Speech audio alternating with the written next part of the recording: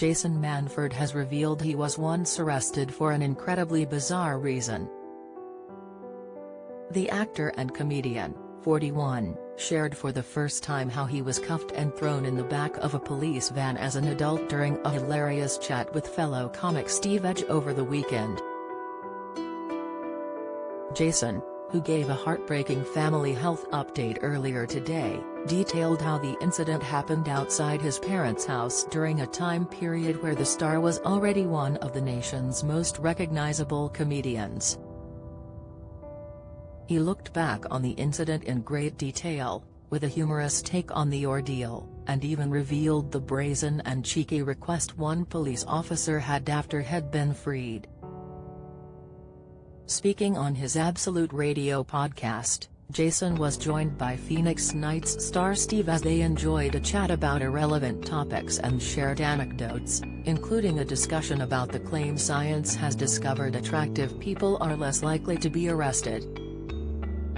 "I can see how that can work. When you see mugshots of criminals in the paper, they're always Munders, aren't they?" Jason mused before revealing he was once arrested himself. "What did you get arrested for?" Steve asked his pal. Shaking my head in an angry way at a police officer, Jason revealed. "Yeah, it was quite specific and I was only in handcuffs for around 30 seconds, well, for about 5 minutes in the back of a van. I just annoyed the guy," Jason continued, before revealing he was around 27 years old at the time of the arrest. "I was doing stand-up at this point and I was in a nice car on my parents' council estate, so already I looked a bit out of place," he recalled. "I looked a bit like a drug dealer," he laughed. "There was a tactical aid unit and gangs on our roads but nothing had happened so they were all going for it. They'd been sat there for days trying to arrest someone?" Steve pondered. "Yeah, pent up," Jason agreed. "I sort of looked at them and shook my head. My dad was in the car, we'd just come back from a pub quiz at the bowling green and I was shaking my head. This copper came over and knocked on the window and goes, 'You got something to say?' I replied saying I was just talking to my dad," Jason adds, before going on to reveal the officer asked him why he was shaking his head towards him. "There just seems to be a lot of police for this road," the comedian recalls telling the copper, who didn't take kindly to his reply. Jason then tells Steve how the police officer asked him if he was an expert, which prompted the comedian to reply in a way he went on to regret. "I should have shut up at that point, Steve, is what I learned, but, I said, well, about this road yeah, because I've lived here all my life."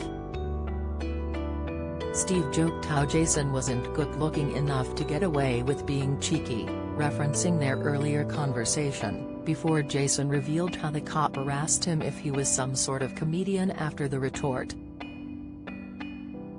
"I said I am actually," Jason remembered, before adding how the police officer ordered him out of the car and began checking the vehicle's details.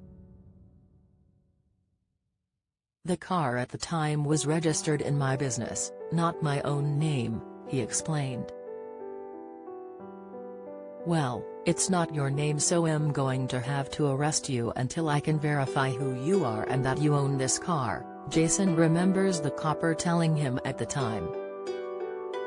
Handcuffs on and sat in the back of a van for about 5 minutes until his sergeant came over and told him he was being silly and to let me go, he recalled. Jason then joked how the sergeant then noticed how the star was a famous comedian and asked him if it was possible the comic could sort him out some tickets for an upcoming show. "Not a chance," Jason laughed as he revealed the brazen request. The star's story had a heartwarming conclusion, as Jason remembered how his neighborhood reacted as word out about his arrest. "All the scallies lined the road as the police were leaving and all shook their head," He laughed. Quite a nice little Spartacus moment. Do you have a story to sell? Get in touch with us at webcelebs@mirror.co.uk or call us direct 0207 29 33 033.